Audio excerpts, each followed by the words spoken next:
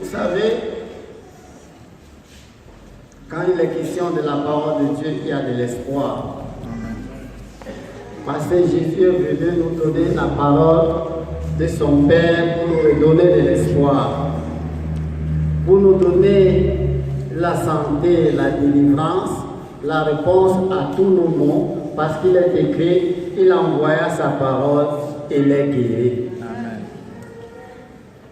Alléluia. Amen. Il est bon donc bien aimé que nous soyons attentifs à l'égard de cette parole ce matin, parce qu'il y a des choses à te dire.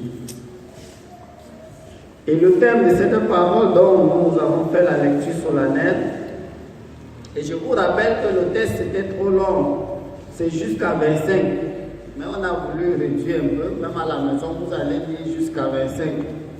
Le thème donc de cette parole, c'est la plaie se retira.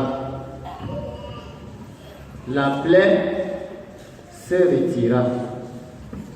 Selon le verset 25, lisons. David bâtit là un autel à l'Éternel. C'est là où nous avons tiré le thème. Oui. Et il offrit des holocaustes, des sacrifices d'action de grâce. Alors l'Éternel fut apaisé envers le pays, oui. Et la plaie se retira d'Israël. Et la plaie se retira d'Israël. Et nous avons pris là, la plaie se retira. Alléluia. Quand on dit qu'une plaie ne donne pas la paix à celui qui en possède.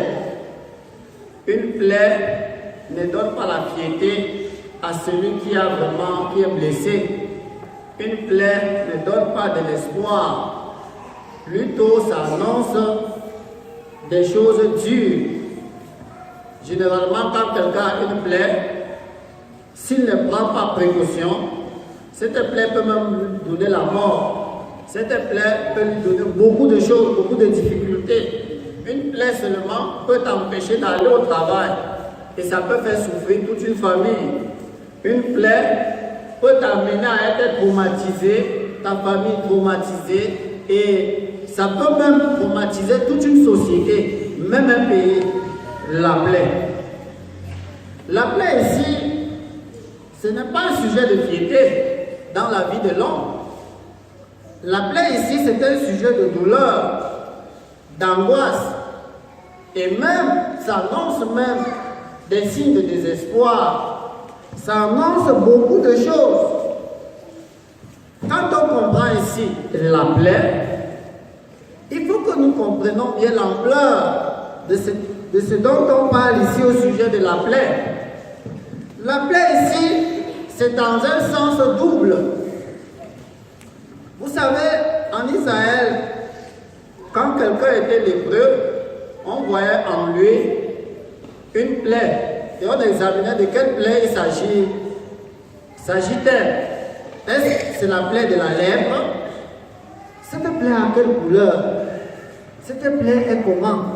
On voit si ça s'agrandit, si c'est plus blanche, si c'est rouge, on essaie de voir. On appelait ça la plaie de la lèpre. Alléluia. Amen. Et il y a aussi des plaies qui est tout simplement que tu t'es blessé avec le couteau, peut-être on t'a poignardé, la plaie est là. Ça peut être moins profond, comme ça peut être profond. Et chacun connaît, au moins sur le plan humain, ce que c'est qu'une plaie. Et sur le plan spirituel, comprenons bien, mieux vaut avoir même la plaie physique que d'avoir la plaie spirituelle. Vous savez, sur le plan spirituel, c'est également cela. Il y a des blessures qui tuent et des blessures qu'on peut guérir, des blessures qu'on ne pourra jamais guérir sur le plan spirituel. Et je voudrais vous emmener dans tous ces plans-là pour que chacun de nous ce matin puisse voir si dans ta vie il n'y a pas la plaie. Si dans ta vie, ta plaie que tu avais s'est retirée, parce que l'Éternel a retiré ta plaie.